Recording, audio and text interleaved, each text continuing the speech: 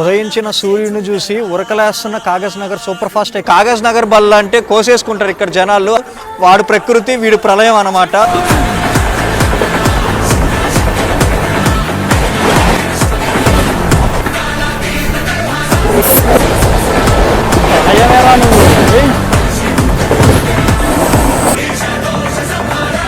Track పైన వీడు ప్రకటించిన ప్రళయము నెక్స్ట్ 5 అవర్స్లో కళ్ళకు కట్టినట్టు చూపించాడు నాకైతే రన్ రూపంలో.